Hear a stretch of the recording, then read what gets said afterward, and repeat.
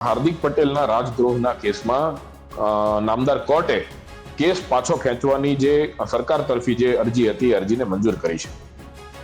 તો ખરેખર આવી રીતે જો કોઈ પણ આંદોલનકારી યુવાનો ઉપર પહેલા એ યુવાનોને દબાવવા માટે થઈને ગુનાઓ દાખલ કરવાના હોય, ક્યાંક ને ક્યાંક માનસિક શારીરિક યાતનાઓ આપવાના બદઆશયથી આવા ગુનાઓ દાખલ કરી અને પછી જ્યારે એ શરણાગતિ સ્વીકારી લે ત્યારે એ ગુનાઓ પાછા ખેંચવાની આ જે સરકારની વૃત્તિ છે, પહેલા તો આ સરકારની આ વૃત્તિને એકદમ સંપૂર્ણપણે ગેરબંધારણીય વૃત્તિને હું સખત શબ્દોમાં વખોડું છું.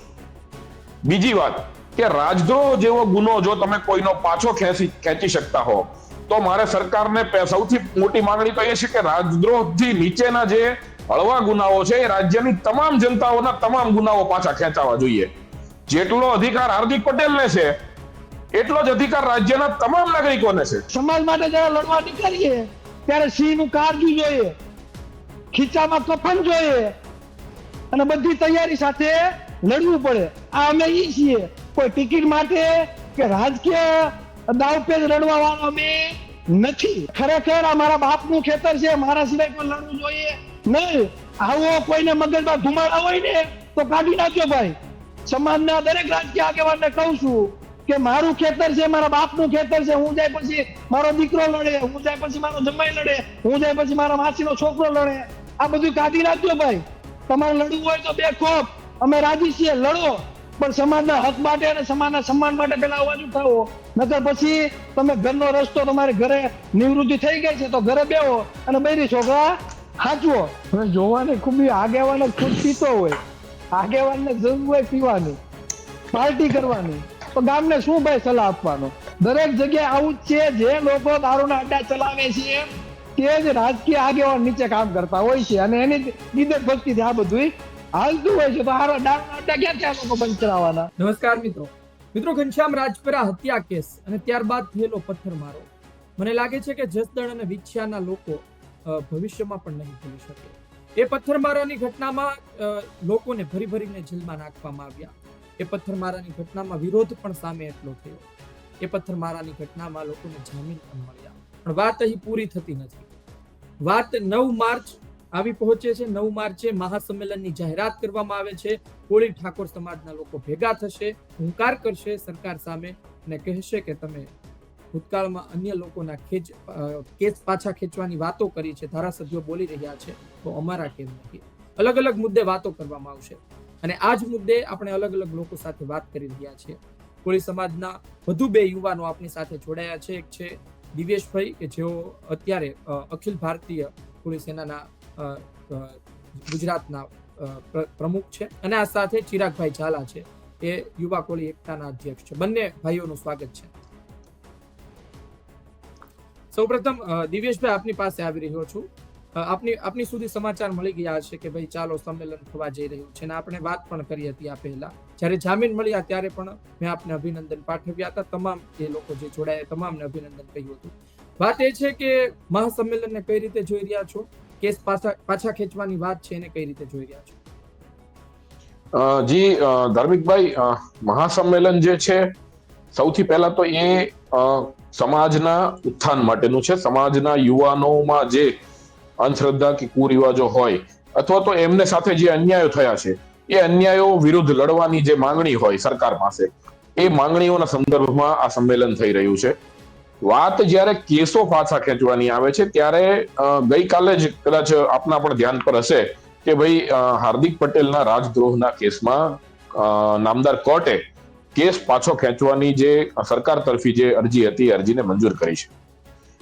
તો ખરેખર આવી રીતે જો કોઈ પણ આંદોલનકારી યુવાનો ઉપર પહેલા એ યુવાનોને દબાવવા માટે થઈને ગુનાઓ દાખલ કરવાના હોય, ક્યાંક ને ક્યાંક માનસિક શારીરિક યાતનાઓ આપવાના બદઆશયથી આવા ગુનાઓ દાખલ કરી અને પછી જ્યારે એ શરણાગતિ સ્વીકારી લે ત્યારે એ ગુનાઓ પાછા ખેંચવાની આ જે સરકારની વૃત્તિ છે, પહેલા તો આ સરકારની આ વૃત્તિને એકદમ સંપૂર્ણપણે ગેરબંધારણીય વૃત્તિને હું સખત શબ્દોમાં વખોડું છું. બીજી વાત કે રાજદ્રોહ જેવો ગુનો જો તમે કોઈનો પાછો ખેંચી શકતા હો તો મારે સરકારને સૌથી મોટી માંગણી તો એ છે કે રાજદ્રોહથી નીચેના જે હળવા ગુનાઓ છે એ રાજ્યની તમામ જનતાઓના તમામ ગુનાઓ પાછા ખેંચાવા જોઈએ. જેટલો અધિકાર હાર્દિક પટેલને છે એટલો જ અધિકાર રાજ્યના તમામ નાગરિકોને છે. એટલે રાજદ્રોહ કરતા હળવી કલમ વાળા આજ સુધીમાં જેટલા પણ ગુનાઓ નોંધાયા હોય દેશ આઝાદ થયો ત્યારથી લઈને, એ તમામ ગુનાઓ જે કોર્ટમાં પેન્ડિંગ છે એ તમામ ગુનાઓ સરકારે પાછા ખેંચવા જોઈએ. આ લોકશાહીની વાત છે. જ્યારે આપણે એમ કહીએ કે દરેક નાગરિકનો સમાન અધિકાર છે, તો જેટલો અધિકાર હાર્દિક પટેલને મળે છે એટલો જ અધિકાર ગુજરાતના દરેક નાગરિકને મળવો જોઈએ. બરાબર છે. બીજી વાત કે કોળી સમાજના કેસો પાછા ખેંચવાની વાત આવે છે, તો આ સરકારે આ જે કંઈ પણ પાટીદાર અનામત આંદોલનના કેસો પાછા ખેંચવાની શરૂઆત કરી છે, આ વાતને લઈ અને સરકારે તમામ સમાજના જે કંઈ પણ આની પહેલા ભૂતકાળમાં જે ખોટા ગુનાઓ દાખલ થયા છે ક્યાંક ને ક્યાંક સામાજિક રાજકીય આંદોલનોમાં, આવા ગુનાઓ દાખલ થવાની પાછળ અને આ કેસો પાછા ખેંચવા પછી આવા તમામ સમાજો પોતપોતાના સમાજોના કેસ પાછા ખેંચવાની માંગણી કરી છે. એવી જ રીતે કોળી સમાજે પણ હાલમાં જે વિછિયામાં થયું, આની પહેલા મહુવા તાલુકાના તળાજા તાલુકાના કોટડામાં થયું હતું, ઉનાના પીછવીમાં થયું હતું, આવા જે કંઈ પણ ગુનાઓ થયા છે, ગુનાઓ દાખલ થયા છે નિર્દોષ નાગરિકો ઉપર, એ નિર્દોષ નાગરિકો ઉપર ગુના પાછા ખેંચવાની માંગણી કરી છે. જી દિવ્યેશભાઈ, ચિરાગભાઈ તમે કઈ રીતે જોઈ રહ્યા છો? કારણ કે આમ તો ઉદાહરણ તરીકે જે રીતે દિવ્યેશભાઈએ વાત કરી કે પાટીદાર સમાજના આંદોલનની અને રાજદ્રોહનો કેસ દૂર કરવાની, એમના સમાજના લોકો માટે મોટા સમાચાર હોઈ શકે, પણ પછી અન્ય સમાજમાં પણ એક મેસેજ જાય કે ભાઈ આમના તો કેસ દૂર થઈ રહ્યા છે, તો અમારા કેમ નહીં? આ દેશ માટે સર્વોપરી આ દેશનું બંધારણ છે, અને બંધારણમાં દિવેશભાઈ જેમ વાત કરી એમ સમાનતાનું મૂલ્ય છે એ દરેક માટે સમાન હોવું જોઈએ. તો આજે આ સરકાર એકને ગોળ અને બીજાને ખોળ જેવી નીતિ અપનાવે છે. જો ખરેખર ભાજપ પાર્ટીમાં જે લોકો જાય છે એ દૂધે ધોયેલા થઈ જાય છે. રાજદ્રોહ જેવા ગુનાઓ જો પાછા ખેંચાતા હોય તો આંદોલન તો દરેક સમાજે કર્યા છે ભાઈ.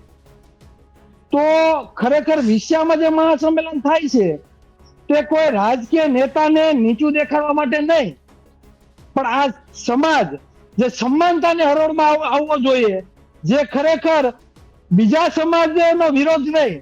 જો અન્ય સમાજના કેસો પાછા ખેંચાતા હોય તો કોળી સમાજના કેમ નહીં? જો ટેક્સ દરેક સમાજ ચૂકવતો હોય તો ટેક્સ કોળી સમાજ પણ ચૂકવે છે. આજ દિન સુધી આ ભાજપ સરકારે સૌથી વધારે મત જો કોળી ઓબીસી સમાજના છે તો એને હજી સુધી કોઈ પણ જાતનું મહત્વ આપ્યું નથી. તો આંદોલન ક્યારે થાય? જ્યારે કોઈ સમાજ ઉપર અન્યાય અત્યાચાર થાય ત્યારે આંદોલન કરવા માટેની ફરજ બને છે. અને જ્યારે આંદોલન કરવામાં આવે ત્યારે તમે રાજકીય વર્ગ ધરાવી અને સમાજના ક્રાંતિકારી વ્યક્તિઓને ખોટા ગુનામાં જ્યારે ફસાવી દેવામાં આવે તો સ્વાભાવિક છે કે સમાજના યુવાનોને સમાજ માટે થઈ સમાજના ઘર ઘર સુધી પહોંચાડવા માટે અને આ સરકારને બતાવવા માટે ભેગું થવું એ સ્વાભાવિક છે. અને સમાજ જ્યારે ભેગો થાય ત્યારે સમાજને વાસ્તવિક રજૂઆત કરવી પડે. અને જો ખરેખર ત્યાંના સ્થાનિક આગેવાનને ખોટું લાગતું હોય, અને ખોટું જો લાગે છે તો ભાજપના જ આગેવાનોને લાગે છે ભાઈ. તો હું તો એમ કહું છું કે ખરેખર જો તમને ખોટું જ લાગતું હોય તો તમે સરકારમાં છો, તો સરકારમાં તમે વાત મૂકો કે ભાઈ પાટીદાર સમાજના જો કેસો પાછા ખેંચાતા હોય તો ભાઈ અમારા કોળી સમાજના કેમ નહીં, રાજપૂત સમાજના કેમ નહીં, એસસી એસટી સમાજના કેમ નહીં ભાઈ. અને ખરેખર જો તમે સરકાર સમક્ષ આ વાત રજૂ કરતા હોય અને જો સરકાર અમારા કેસ પાછા જો ખેંચી દે તો હું અને દિવેશભાઈ આ વાતના સાક્ષી છીએ. અમે હાથ તોરા લઈને એનું સ્વાગત કરવા જઈએ. અમે કઈ નીચા બાપના નહીં થઈ જાય. અમે સમાજ માટે લડીએ છીએ અને સમાજ માટે જયારે લડવા નીકળીએ ત્યારે સિંહનું કાળજું જોઈએ, ખીચામાં કફન જોઈએ અને બધી તૈયારી સાથે લડવું પડે. આ અમે ઈ છીએ. કોઈ ટિકિટ માટે કે રાજકીય દાવપેચ લડવા વાળા અમે નથી. જી હાર્દિકભાઈ, વાત તમે મહત્વની કરી, કારણ કે તમે જુઓ દિવેશભાઈ કે ગુજરાતમાં ખાસ કરી સૌરાષ્ટ્રમાં પણ એવી કેટલી બેઠકો છે જે કોળી સમાજ પ્રભાવિત છે. અને તમે કુંવરજીભાઈ બાવળિયા તો મંત્રી છે, પણ પરસોત્તમભાઈ પણ આજે મંત્રી છે. બે કોળી સમાજના મંત્રી છે. તમે જુઓ કે પરસોત્તમભાઈનો તો સૌરાષ્ટ્રમાં હોલ્ડ પણ એટલો રહ્યો છે, વર્ષોથી ભાજપમાં છે અને ભાજપને મત કરાવતા રહ્યા છે, એટલે સમાજને અપેક્ષા હોય એ સીધી વાત છે. તમારી પાસે મારે પૂછવું છે કે કોઈ એક નેતા, કારણ કે ચિરાગભાઈએ જે વાત કરી ને અતિ મહત્વની છે કે આ આંદોલન શું કોઈ એક નેતાની સામે જઈ રહ્યું છે કે ખરેખર બંધારણમાં સમાન હકની વાત છે એના ઉપર આ આંદોલન છે? ધાર્મિકભાઈ, આમ તો વિછિયામાં જે આંદોલન થાય છે, જે સંમેલન થાય છે, એ સંમેલનની જો વાત કરીએ તો હું તમને કહું કે ભૂતકાળમાં પણ જે આયોજકો છે એમના દ્વારા લગભગ દર વર્ષે એકાદ વાર આવી રીતે સંમેલન ત્યાં યોજવામાં આવતું હોય છે અને ત્યાં સમાજના પ્રશ્નોની, સામાજિક પ્રશ્નોની ચર્ચાઓ કરવામાં આવતી હોય છે. આ વખતે આ કેસો પરત ખેંચવાનો એક મુદ્દો એમાં ઉમેરાયો છે. એટલે આ કોઈ નેતાના વિરોધમાં કે કોઈ વિસ્તારના કોઈ સ્પેસિફિક વિસ્તાર માટે આ સંમેલન કરવામાં આવ્યું છે એવો કોઈ વિષય છે જ નહીં. ખરેખર તો આવી જો કોઈને બીક હોય કે આ અમારા વિરુદ્ધમાં કરવામાં આવ્યું છે તો હું તો આ વાતને બહુ તુચ્છ વાત ગણું છું, જો આવું કોઈ વિચારતું હોય તો. કારણ કે ત્યાં જે આયોજકો છે, આયોજકો લગભગ દર વર્ષે છેલ્લા 3-4 વર્ષોથી આવી રીતે અને લગભગ આ જ સમયગાળામાં ત્યાં આયોજનો થયા છે, સંમેલનો થયા છે અને એમાં જે કંઈ પણ સમાજના લોકો ભેગા થાય છે, ભેગા મળીને સામાજિક ચર્ચાઓ કરતા હોય છે. એમાં જે કંઈ પણ અમારા સામાજિક પ્રશ્નો હોય એ વિષયમાં કેમ આપણે આગળ વધી શકીએ, શિક્ષણમાં હોય કે વ્યસનોથી છૂટવાની વાત હોય કે જે કંઈ પણ બીજા હક અધિકારની વાત હોય, તો એ વિષયમાં આગળ પણ સંમેલનો થયા છે. એવું જ આ સંમેલન છે. ફરક માત્ર એટલો જ છે કે આ વર્ષે સંમેલનમાં કેસો પાછા ખેંચવાનો એક મુદ્દો વધારે ઉમેરાયો છે. બીજો કોઈ એમાં વિશેષ વાત છે જ નહીં. આ માહિતી મારી સુધી અત્યારે પહોંચી છે, કારણ કે મને એ નહોતી ખબર દિવ્યેશભાઈ કે અત્યાર સુધી આ પ્રકારના સંમેલનો થતા હતા. આ ખરેખર મોટો મુદ્દો છે. ચિરાગભાઈ, અત્યારના જે કોળી સમાજમાં ચર્ચાઓ જન્મી છે, કારણ કે 2 દિવસ પહેલા મેં સમાચાર જોયા તો કુંવરજીભાઈના પણ સમર્થકો સામે આવ્યા, તો તમને એવું નહીં લાગતું જેમ મહાસંમેલન નજીક આવે છે એમ પાછું એક એવો પણ સંદેશ મોકલવાનો કેટલાય લોકો પ્રયત્ન કરી રહ્યા છે કે ભાઈ જે આખું સંગઠન છે, જે આગેવાનો ભેગા થયા તેમાં જ એકતા નથી? હવે પેલા તો નેતા છે ને એ હાલ નેતા સમાજ પસંદ કરતો જ નથી. નેતા છે ને રાજકીય પક્ષો પસંદ કરે છે. એ મોહર મારી દે કે આ તમારો નેતા, એટલે સમાજ એને નેતા માની લે છે. હવે જયારે મહાસંમેલન ની વાત છે તો હું એક વાત ફરી તમને યાદ કરાવી દઉં, કદાચ ધાર્મિકભાઈ તમને ખબર નહીં હોય. જયારે રૂપાણી સાહેબ મુખ્યમંત્રી હતા ત્યારે વિછિયાની બાજુમાં ચોટીલા જ મહાસંમેલન થયું હતું અને આ સંમેલનમાં એન્ડના દિવસ લગી કોઈને ખબર નહોતી, બધાને એમ જ હતું કોળી સમાજનું સંમેલન છે, કોળી સમાજનું સંમેલન છે. રાતોરાત રૂપાણી સાહેબના ફોટા લાગી ગયા અને સ્ટેજ ઉપર જોવાની વાત હતી. જ્યારે સંમેલન હતું, આ સંમેલનમાં કોળી સમાજના નેતાઓ નીચે બેઠા હતા અને અન્ય સમાજના નેતાઓ ખુરશી ઉપર પોતે હોશિયારી ઠોકતા હતા.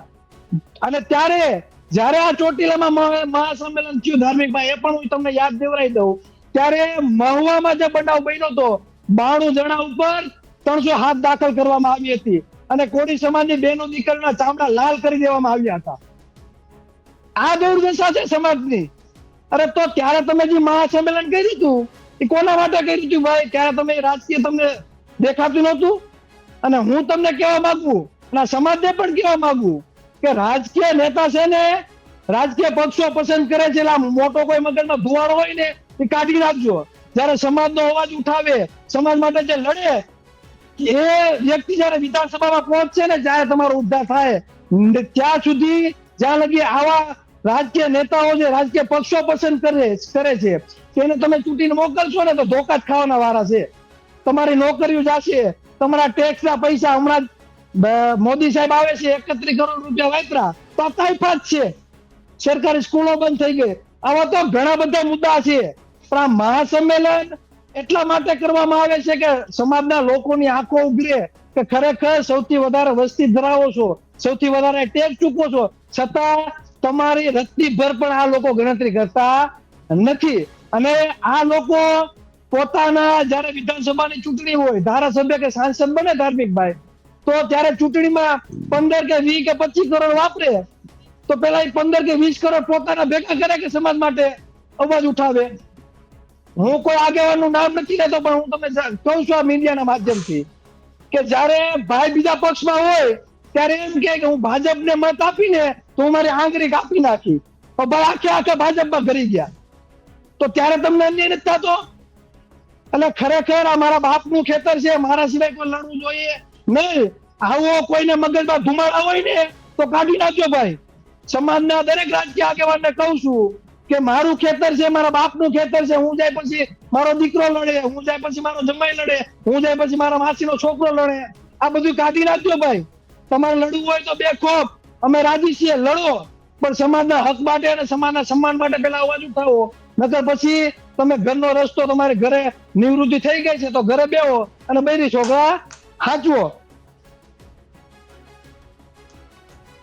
જી ચિરાગભાઈ, વાત એ પણ છે, મારે તમારી પાસેથી એ પણ જાણવું છે કે તમે જે પ્રકારે વાત કરી રહ્યા છો ને એવા મને લાગે છે એવા હજારો યુવાનો હશે કોળી સમાજના કે જેને રાજકારણથી કઈ લાગતું વળગતું નથી, પણ એ સમાજની વાત મૂકતા હોય છે ને એ લોકો ચર્ચા કરતા હોય છે કે ભાઈ અમને કઈ રાજકારણમાં ખબર નથી પડતી, ના તો અમને અમારે એમાં જવું છે. પણ આ બધી બદીઓ છે ને એ સમાજમાં દૂર થવી જોઈએ. જ્યારે ઘનશ્યામ રાજપરાની હત્યા વિશે તમારા સુધી સમાચાર પહોંચ્યા કે ભાઈ લેન્ડ ગ્રેબિંગની ફરિયાદ કરી હતી, તો ફરિયાદીઓએ એની હત્યા કરી નાખી.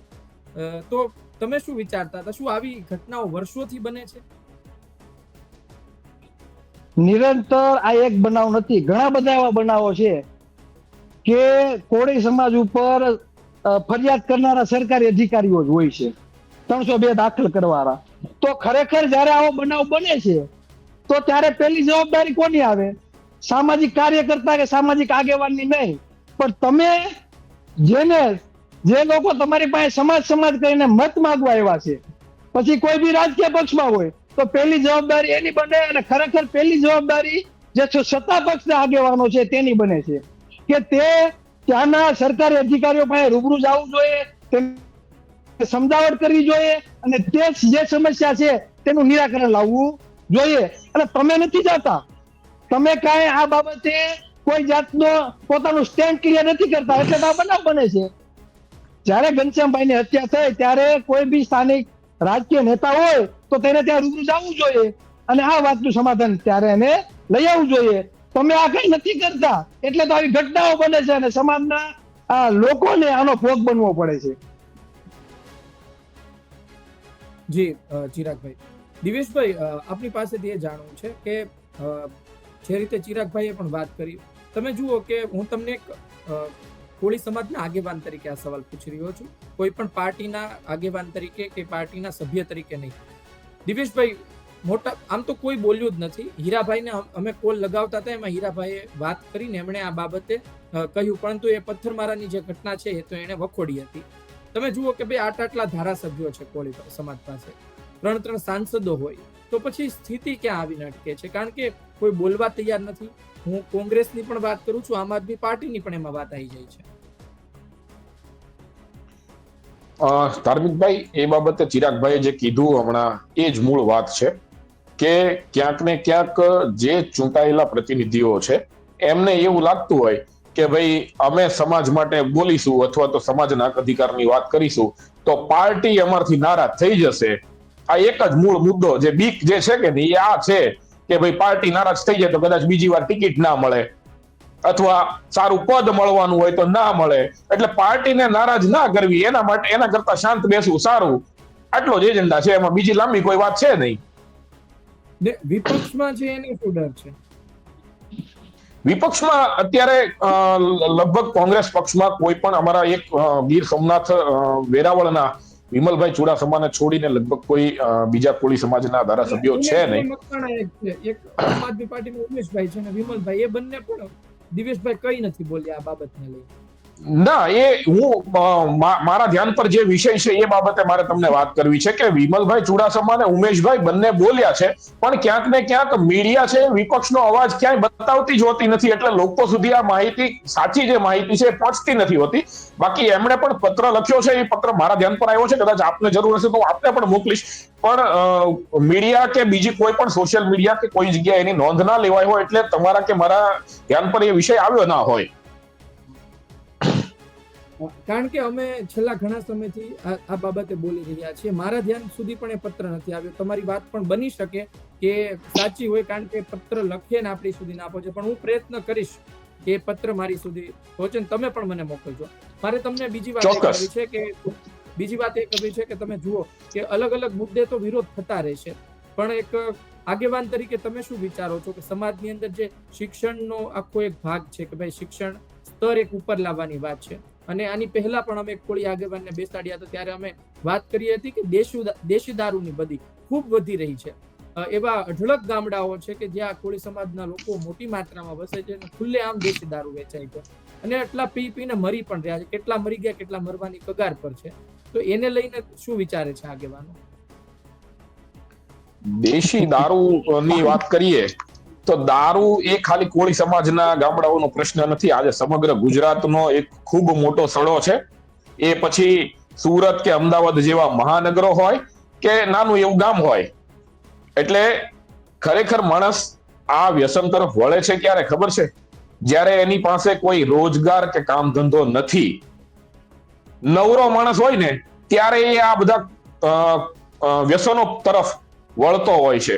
અને આ રોજગાર કામ ધંધો આપવાની જવાબદારી જે છે આ ગુજરાત સરકારની છે, જેમાં છેલ્લા 30 વર્ષમાં ગુજરાત સરકારે જે રોજગારીઓ હતી એમાં પણ ઘટાડો કર્યો છે. એટલે અને તમને કહું કે શહેરમાં પણ આજે તમે જુઓ કે લોકો પાસે કામ ધંધો રોજગાર છે જ નહીં, અને બાકી રહ્યું તો સોશિયલ મીડિયા આપી દીધું છે. લોકો સોશિયલ મીડિયામાં પોતાનો સમય વ્યતીત કરીને પોતે કંઈક ને કંઈક કામ કરી રહ્યા છે એવો મનને આભાસ કરાવે છે.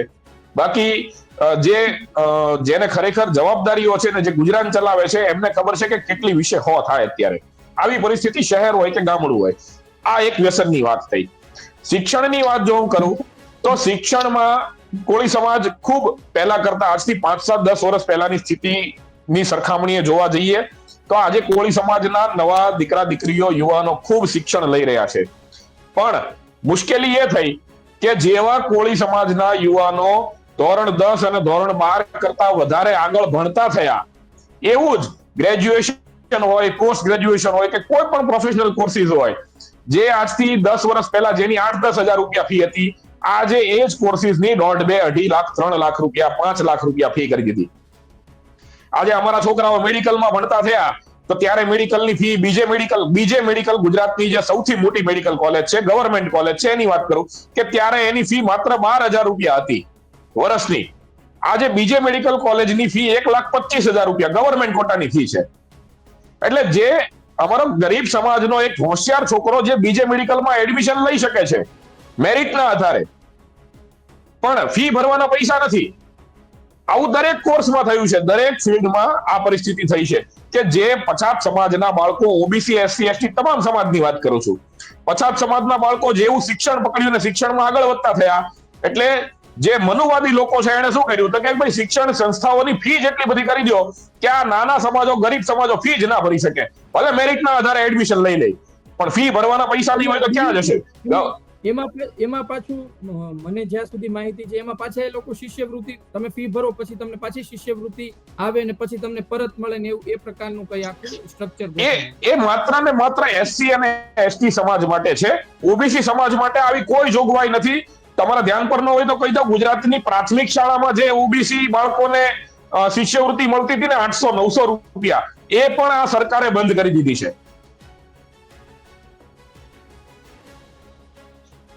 ધાર્મિકભાઈ, શિક્ષણની હું વાત કરું, અવાજ આવે છે? જી આવી આવે છે. હું જે તમે જે શિક્ષણની વાત કરો છો, પણ પછાત સમાજને સૌથી વધારે પછાત રાખવાનું જો કામ કર્યું હોય ને તો આ સરકારે કરેલું છે. આજે પણ સૌરાષ્ટ્રમાં તમે આવો, ઓબીસી સમાજ અને સૌથી વધારે કોળી સમાજ હજી પણ 300-400 રૂપિયા ધાર્મિકભાઈ દાળિયાને મજૂરી કામ કરવા જાય છે. તેના ગામની સરકારી સ્કૂલને તાળું મારી દીધું. હવે તમે વિચાર કરો, જે વ્યક્તિ, જે પરિવાર દરરોજના 300-400 રૂપિયા દાળીએ જતા હોય, હવે એના ગામની સરકારી સ્કૂલ બંધ થઈ ગઈ તો 15 કિલોમીટર દૂર એના બાળકોને ભણવા માટેની વ્યવસ્થા ઈ કરે કે રોજગારી માટેની વ્યવસ્થા કરે? આ બહુ ગંભીર સમસ્યા છે. પણ બધાને નેતા થઈ જવું છે, પણ વિધાનસભામાં કોઈને પ્રશ્ન ઉઠાવવા નથી.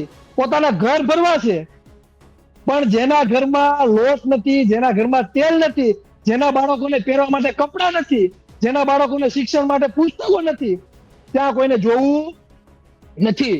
સરકારનું કામ શું હોય કે દરેકને સમાન શિક્ષણ અને આરોગ્ય આપવું. એક પણ વ્યક્તિ કે એક પણ ઘર શિક્ષણથી વંચિત રહેવો જોઈએ નહીં. આજે મેડિકલ નીટમાં આપણા દીકરાઓને સારા માર્ક આવી ગયા તો સેલ્ફ ફાઇનાન્સમાં આનો સરકારી કોટામાં વારો નથી આવ્યો.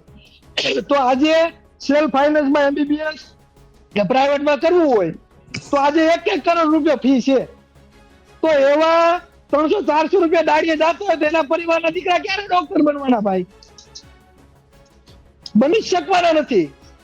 તો આ જે પાયાના જે પ્રશ્નો છે હજી સુધીમાં જેની જેટલી વસ્તી એટલો એનો બધી જગ્યાએ ભાગીદારી હોવી જોઈએ. આ મુદ્દા કોળી સમાજના જે રાજકીય આગેવાનો ખાસ કરીને સત્તા પક્ષમાં જે લોકો ગયા છે તે એક પણ વ્યક્તિએ આ મુદ્દા કોઈ દી ઉપાડ્યા નથી. અને બીજી વાત કરું કે જ્યારે તમે રાજકીય રીતે નેતૃત્વ જ્યારે ભોગવતા હોય ત્યારે ખરેખર તમારા માટે સમાજ કેન્દ્ર સ્થાને હોવો જોઈએ કે મારા સમાજને શું અન્યાય થાય છે. પણ આ લોકો સત્તા ઉપર પહોંચ્યા પછી સમાજ ભૂલાઈ જાય છે. જો ખરેખર સમાજના દીકરા હોય તો સમાજની ચિંતા એને પહેલા થવી જોઈએ, સમાજની વેદના પહેલા થવી જોઈએ. જ્યારે 307 દાખલ થાય છે સરકારી કર્મચારીઓ ફરિયાદી હોય ત્યારે ખરેખર કેવી હાલત થતી હશે એ તો જેના ઉપર ફરિયાદ દાખલ થઈ હોય તેને જ ખબર હોય. એટલે જે ગંભીર સમસ્યાઓ અને ગંભીર મુદ્દાઓ છે જે ખરેખર વિધાનસભામાં ઉઠવા જોઈએ તે ક્યારે ઉઠતા નથી. અને આપના મીડિયા માધ્યમથી હું કહેવા માંગુ, કોઈ બી પક્ષ હોય, કોંગ્રેસ હોય, આપ હોય કે ભાજપ હોય, જે પણ ધારાસભ્યો છે તેને હું 2 હાથ જોડીને વિનંતી કરું છું કે ખરેખર તમને જો પ્રજાના મત મળ્યા હોય તો વિધાનસભાનું સત્ર ચાલુ છે તો તે મુદ્દા તમે ઉઠાવો. કેમ સરકાર એમ નથી કહેતી કે જેટલી પણ ગુજરાતી સ્કૂલો છે ચાલો આપણે ઇંગ્લિશ મીડિયમ કરી દઈએ? ક્યારે કોઈ દી કીધું છે? નહીં. કેમ કે સરકારી સ્કૂલમાં ભણવાવાળા સૌથી વધારે ઓબીસી, એસસી, એસટી સમાજના લોકો છે. જો એ લોકો 5 કે 10 વર્ષ પછી ઇંગ્લિશ બોલતા થઈ ગયા અને જો શિક્ષિત થઈ ગયા તો ધાર્મિક ભાઈને ખબર પડી જશે કે ખરેખર રાજકીય સત્તા શું છે અને રાજકીય સત્તાની તાકાત શું છે. સમજાય છે? એટલે શિક્ષણથી વંચિત નથી રાખવા કે આ લોકો કેમ વધુમાં વધુ પસાર રહે, એ આ મોટામાં મોટું શિક્ષણથી વંચિત રાખવાનું કાવતરું છે અને આ ચોખ્ખું આપને નજરે તરે છે. જી ધાર્મિકભાઈ. ચિરાગભાઈ સાથે હું એવું નહીં સાબિત કરવા માંગતો ને કોઈ દિવસ એવું હોય પણ નહીં.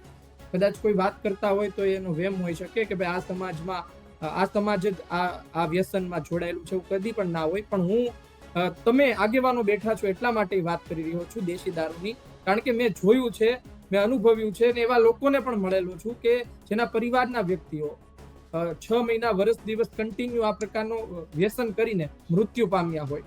અને બહુ મોટો મુદ્દો બની રહ્યો છે. સરકાર તો ફોલ્ટમાં છે જ, તે જે ધારાસભ્ય હોય ને એના વિસ્તારમાં ખુલ્લેઆમ વેચાતું હોય એ પણ ફોલ્ટમાં છે. પણ આગેવાન તરીકે શું વિચાર?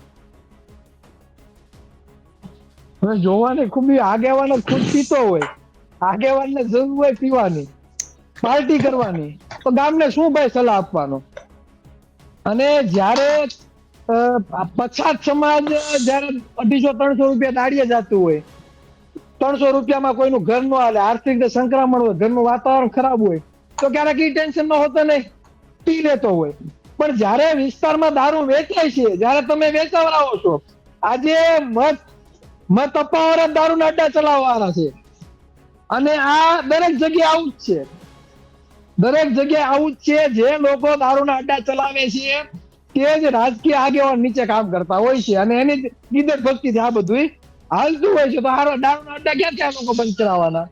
એટલે આ બધું એક સાયકલ છે અને સાયકલ જ્યારે આ સત્તાનું પરિવર્તન થશે અને કોઈ સારા વ્યક્તિના હાથમાં કમાન્ડ આવશે ને ત્યારે આ પરિવર્તન થશે. બાકી આ નિરંતર આ તો ચાલ્યું જ રહેવાનું છે, આમાં કઈ સ્ટોપ થવાનું નથી. ધાર્મિકભાઈ એ બાબતમાં મારે ખાલી એટલું કહેવું છે કે આ દારૂનું તમે જે કીધું, તમે કોળી સમાજ માટેની તમારી લાગણીના આધારે તમે કીધું કે ભાઈ કોળી સમાજના યુવાનો કે ગામડામાં ખાસ કરીને દેશી દારૂનું ચલણ છે. તમને શહેરની વાત કરું તો શહેરમાં આજે આવું જ ચલણ, ડ્રગ્સનું, ઇન્જેક્શન્સનું યુવાનોમાં ખૂબ મોટી સમસ્યા છે. ડ્રગ્સ તો દિવ્યેશભાઈ આપણા ગામડાઓ સુધી પહોંચી ગયું છે. બરાબર. એટલે આ બધી સમસ્યાઓ છે કાયદાથી ખરેખર જો આનું સોલ્યુશન લાવવું હોય તો કાયદાથી એનું સોલ્યુશન આવી શકે નહીં. એનું સોલ્યુશન માત્ર ને માત્ર ઘડતરથી આવી શકે, શિક્ષણથી આવી શકે અને સમજણથી આવી શકે.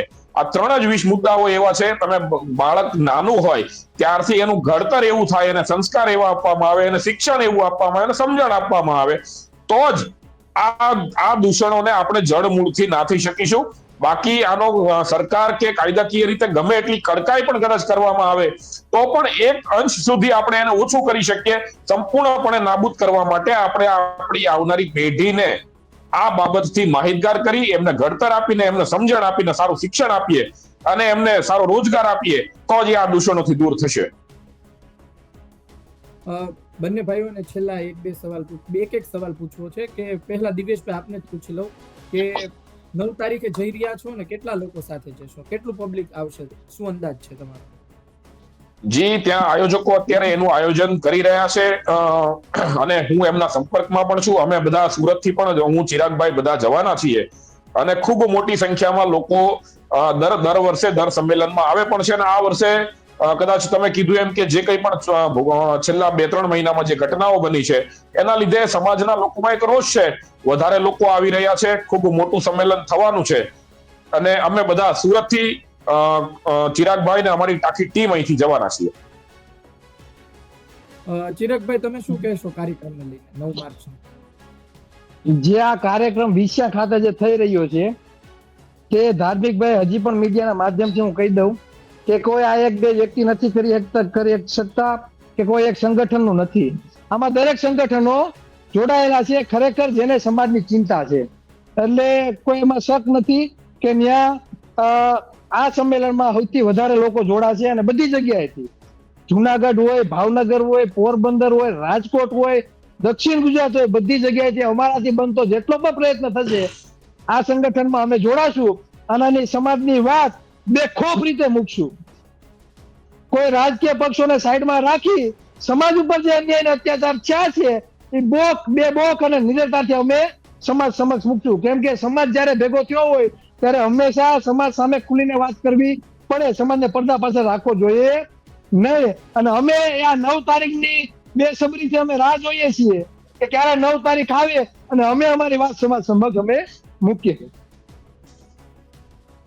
જી, ધન્યવાદ. તમે બંને ઘણી વાતો કરી અને મને લાગે છે જે કોળી સમાજના યુવાનો, કોળી સમાજના એ લોકો કે જેને રાજકારણ સાથે કઈ લેવા દેવા નથી, એ લોકો આ વિડીયો જોતા હશે, સાંભળતા, એમને પણ આ વિડીયો ગમશે, કારણ કે આપણે એવા પ્રાથમિક મુદ્દાઓ ઉપર આપણે ત્રણેય ચર્ચા કરી છે. ધન્યવાદ તમારા બંને. Thank you.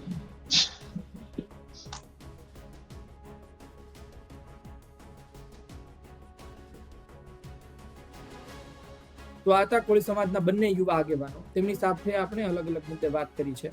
આજે આપણને 2 નવી વાતો જાણવા મળી કે આ પ્રકારના સંમેલન થાય છે. બીજી વાત એ છે કે જે વિપક્ષના નેતા છે તેમણે પત્ર લખ્યા છે, પણ પત્ર પાછા પોતે લખી દે અને સોશિયલ મીડિયામાં પોતે ના મૂકે અથવા તો કોઈને કહે નહીં તો લોકો સુધી ના પણ પહોંચે, અમારી સુધી પણ ના પહોંચે. એટલે કે અમે પણ એ બાબતે થોડો અભ્યાસ કરશું, જોઈશું કે કોણે કોણે પત્ર લખ્યા છે પાછા, ને પત્ર લખ્યા છે તો શા માટે પાછા શેર નથી કર્યા, એ પણ એક ચર્ચાનો વિષય છે. આપણે અલગ અલગ મુદ્દે વાત કરી, જોઈએ 9 માર્ચે શું થાય છે, કોણ કોણ હાજર રહે છે, કયા મુદ્દે વાત થાય છે. મહાસંમેલન છે એટલે મોટા માત્રામાં લોકો પણ આવી શકે છે. જોઈએ નિવેડો શું આવે છે, કેસ પાછા ખેંચવામાં આવે છે કે નહીં. ગુજરાત તક જોતા રહો. અલગ અલગ મુદ્દે, ખાસ કરી વિછ્યા કેસને લઈને પણ આપના સુધી પહોંચાડતા રહીશું. ધન્યવાદ.